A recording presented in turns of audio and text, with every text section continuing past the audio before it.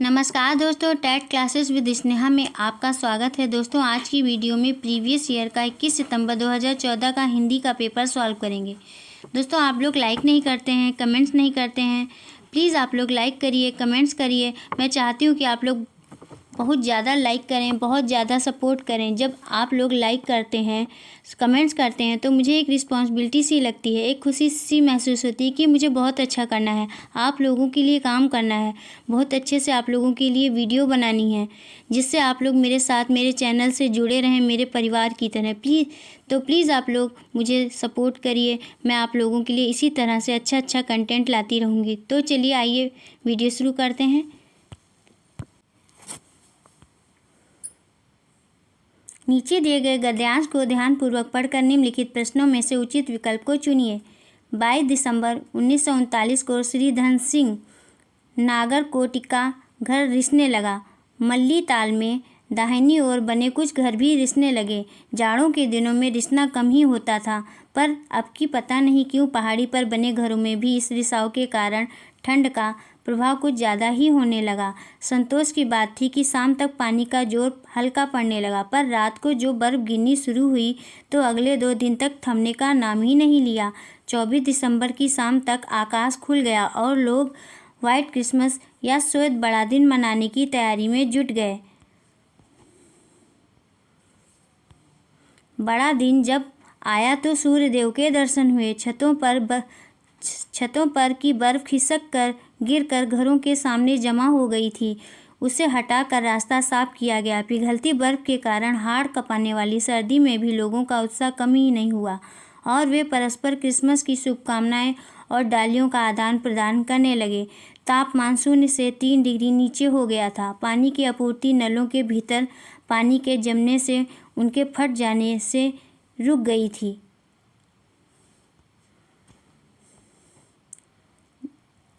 Question है, गद्यांश में Christmas के लिए व्हाइट क्रिसमस शब्द इसलिए आया है क्यों आया है दोस्तों? 91 का कौन सा ऑप्शन से हो जाएगा?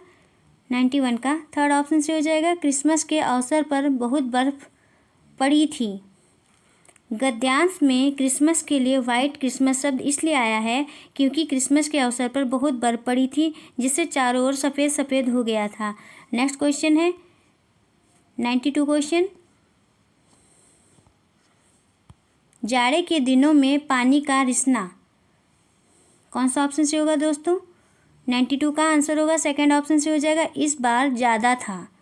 गद्यांश में लेखक ने स्पष्ट किया है कि पहले की अपेक्षा इस बार जाड़ों के दिनों में पानी का रिसाव ज़्यादा था। नेक्स्ट क्वेश्चन है 93 क्वेश्चन, संतोष की क्या बात थी? कौन सा ऑप्शन से होगा दोस्तों? 93 का फोर्थ ऑप्शन से हो जाएगा, शाम को बारिश कम होने लगी। गद्यांश के अनुसार संतोष की बात यह थी कि शाम को होते होते बारिश कम हो गई थी। नेक्स्ट क्वेश्चन है 94 क्वेश्चन, गद्यांश के अनुसार बर्फ़ कब से गिरनी शुरू हुई? बताइए कब से गिरनी शुरू हुई?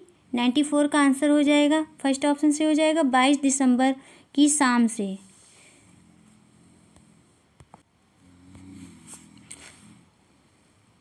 गद्यांश के अनुसार 22 दिसंबर की शाम से बर्फ़ गिरनी शुरू हो गई थी, जो अगले 2 दिन तक होती रही थी। नेक्स्ट क्वेश्चन है 95 क्वेश्चन, पानी की आपूर्ति क्यों नहीं हो पाई? 95 का कौन सा ऑप्शन से होगा दोस्तों? 95 का सेकेंड ऑप्शन से हो जाएगा, पानी नलों में जम गया था। नलों में पानी जमने के कारण जलापूर्ति नहीं हो पा रही थी। नेक्स्ट क्वेश्चन है 96 क्वेश्चन, गद्यांश के आधार पर कहा जा सकता है कि क्या कहा जा सकता है? 96 का थर्ड ऑप्शन से हो जाएगा, पहाड़ों पर जीवन व्यतीत करना कठिन होता है। गद्यांश के आधार पर कहा जा सकता है कि पहाड़ों पर जीवन व्यतीत करना कठिन होता है। नेक्स्ट क्वेश्चन है 97 क्वेश्चन, हाड़ कांपने वाली सर्दी से आशय है? क्या आशय है दोस्तों? कौन सा ऑप्शन से हो जाएगा? 97 का फोर्थ ऑप्शन से हो जाएगा, हड्डी कांपने वाली सर्दी। हाड़ का अर्थ हड्डी होता है, इसलिए सही आशय हड्डी तक कांपने वाली सर्दी है। नेक्स्ट क्वेश्चन है 98 क्वेश्चन, उत्साह शब्द है क्या है? 98 का आंसर हो जाएगा फर्स्ट ऑप्शन से हो जाएगा, भाववाचक संज्ञा। उत्साह शब्द एक भाववाचक संज्ञा है। नेक्स्ट क्वेश्चन है 99 क्वेश्चन।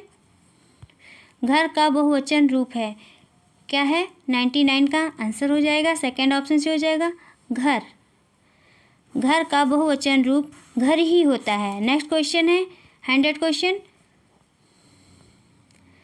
100 वाला क्वेश्चन पंक्तियों पे आधारित है। नीचे दी गई कविता की पंक्तियां ध्यानपूर्वक पढ़कर निम्नलिखित प्रश्नों में से उचित विकल्प चुनिए। पंक्तियां इस प्रकार हैं कविता की। एक ही दिया स्नेह से भरा, प्रेम का प्रकाश प्रेम से धरा, झिल मिला हवा को तिल मिला रहा, ज्योति का निशान जो हिला रहा, मुस्कुरा रहा है अंधकार पर, यह मजार है किसी शहीद का, दर्शनी था जो चांद ईद का, देश का सपूत था गुमान था, सत्य का स्वरूप नौजवान था, जो चला किया सदा दुधार पर। क्वेश्चन है हवा क्यों तिलमिला रही है? 100 का आंसर हो जाएगा सेकंड ऑप्शन से हो जाएगा दिए के निरंतर जलने से। पद्यांश के अनुसार दिए के निरंतर जलने से हवा तिलमिला रही है। नेक्स्ट क्वेश्चन है 101 क्वेश्चन। ईद का चांद किसे कहा गया है? 101 का आंसर हो जाएगा थर्ड ऑप्शन से हो जाएगा शहीद को। ईद का चांद उस शहीद को कहा गया है जिसकी मजार बनी हुई है। नेक्स्ट क्वेश्चन है 102 क्वेश्चन। शहीद की कौन सी विशेषता बताई गई है? 102 का आंसर हो जाएगा फर्स्ट ऑप्शन से हो जाएगा वह सच्चा इंसान था। शहीद की एक विशेषता बताई गई है कि वह सच्चा इंसान था। नेक्स्ट क्वेश्चन है 103 क्वेश्चन। कविता में अंधकार शब्द से आशय है, बताइए दोस्तों क्या आशय है? 103 का आंसर हो जाएगा थर्ड ऑप्शन से हो जाएगा बुराइयाँ। कविता में अंधकार शब्द का आशय बुराइयाँ है। नेक्स्ट क्वेश्चन है 104 क्वेश्चन। दर्शनीय शब्द में प्रत्यय है। 104 का कौन सा ऑप्शन से होगा दोस्तों? 104 का फर्स्ट ऑप्शन से हो जाएगा ई। दर्शनीय दर्शन प्लस ई, अतः इस शब्द में ई प्रत्यय प्रयुक्त हुआ है। नेक्स्ट क्वेश्चन है 105 क्वेश्चन। हवा का पर्यायवाची शब्द नहीं है, कौन सा नहीं है? 105 का आंसर हो जाएगा फोर्थ ऑप्शन से हो जाएगा अनल। अनल शब्द हवा का पर्यायवाची शब्द नहीं है, जबकि अनिल मारुत समीर शब्द हवा के पर्यायवाची शब्द है। नेक्स्ट क्वेश्चन है 106 क्वेश्चन। निम्नलिखित प्रश्नों के उत्तर देने के लिए उचित विकल्प चुनिए। क्वेश्चन है भाषा के संबंध में कौन सा कथन सही नहीं है? बताइए दोस्तों कौन सा कथन सही नहीं है? 106 का फोर्थ ऑप्शन से हो जाएगा भाषागत विविधता एक समस्या है। भाषागत विविधता एक समस्या है। भाषा के संबंध में यह कथन सही नहीं है क्योंकि बहुभाषिकता बच्चे की अस्मिता का निर्माण करती हैं। भाषाएं आपस में संपर्क संवाद करती हैं। यह आशय है कि भारत की भाषिक विविधता एक जटिल चुनौती है। नेक्स्ट क्वेश्चन है 107 क्वेश्चन। नेहा अपनी बात कहते समय अपनी मातृभाषा के शब्दों का प्रयोग करती है, आप क्या करेंगे? बताइए दोस्तों क्या करेंगे? 107 का कौन सा ऑप्शन से हो जाएगा? 107 का फर्स्ट ऑप्शन से हो जाएगा लक्ष्य भाषा के शब्द का प्रयोग करते हुए सहजता से उसके वाक्य को दोहराएंगे। यदि कोई छात्र छात्रा या शिक्षार्थी अपनी बात कहते समय अपनी मातृभाषा का प्रयोग करता है तो हमें लक्ष्य भाषा के शब्द का प्रयोग करते हुए सहजता से उसके वाक्य को दोहराना चाहिए। नेक्स्ट क्वेश्चन है 108 क्वेश्चन। भाषा की कक्षा में यह जरूरी है कि, क्या जरूरी है दोस्तों? कौन सा ऑप्शन से हो जाएगा? 108 का थर्ड ऑप्शन सही हो जाएगा। 108 का आंसर हो जाएगा थर्ड ऑप्शन से हो जाएगा भाषिक पृष्ठभूमि के आधार पर किसी को पीछे ना छोड़ा जाए। भाषा की कक्षा में यह ध्यान देना अति आवश्यक है कि उसमें भाषिक पृष्ठभूमि के आधार पर किसी को पीछे नहीं छोड़ा जाना चाहिए। नेक्स्ट क्वेश्चन है 109 क्वेश्चन। उच्च प्राथमिक स्तर पर भाषा शिक्षण का उद्देश्य है, क्या है? कौन सा ऑप्शन से होगा दोस्तों? 109 का आंसर हो जाएगा फोर्थ ऑप्शन से हो जाएगा भाषा की बारीकी और सौंदर्य बोध को समझने की क्षमता का विकास करना। भाषा की बारीकी और सौंदर्य बोध को समझने की क्षमता का विकास करना ही उच्च प्राथमिक स्तर पर भाषा शिक्षण का प्रमुख उद्देश्य है। नेक्स्ट क्वेश्चन है 110 क्वेश्चन। भाषा शिक्षण में पाठ्य पुस्तकों के अतिरिक्त कौन सा सबसे कम प्रभावशाली है? 110 का आंसर हो जाएगा फर्स्ट ऑप्शन से हो जाएगा प्रश्नों के उत्तर लिखना। भाषा शिक्षण में पाठ्य पुस्तकों के अतिरिक्त प्रश्नों के उत्तर लिखना सबसे कम प्रभावशाली है, क्योंकि संवाद, अदायगी, परिचर्चा करना या घटना वर्णन करना आदि महत्वपूर्ण है। नेक्स्ट क्वेश्चन है 111 क्वेश्चन। हर व्यक्ति को मैंने ही सच्चाई दिखाई वाक्य पर चर्चा करने का उद्देश्य है। बताइए दोस्तों कौन सा है, कौन सा उद्देश्य है? 111 का फोर्थ ऑप्शन से हो जाएगा बच्चों को भाषा की नियमबद्ध प्रकृति की पहचान और उसका विश्लेषण करना सिखाना। दिए गए वाक्य पर चर्चा करने पर उद्देश्य बच्चों को भाषा की नियमबद्ध प्रकृति की पहचान और उसका विश्लेषण करना सिखाना है। नेक्स्ट क्वेश्चन है 112 क्वेश्चन। लेखन क्षमता का विकास करने के संदर्भ में आपके लिए सबसे अधिक महत्वपूर्ण है। क्या महत्वपूर्ण है? कौन सा ऑप्शन से होगा दोस्तों? 112 का थर्ड ऑप्शन से हो जाएगा सुनी, पढ़ी और समझी हुई बातों की स्वाभाविक लिखित अभिव्यक्ति। अपनी लेखन क्षमता का विकास करने के संदर्भ में हमें सुनी, पढ़ी और समझी हुई बातों की स्वाभाविक अभिव्यक्ति का अभ्यास करना चाहिए। नेक्स्ट क्वेश्चन है 113 क्वेश्चन। भाषा की पाठ्य पुस्तकों में हिंदीतर भाषाओं को भी जगह मिलनी चाहिए, इस कथन के समर्थन में कौन सा तर्क काम करेगा? 113 का आंसर हो जाएगा सेकंड ऑप्शन। इससे भाषागत विविधता को सही रूप से संबोधित किया जा सकता है।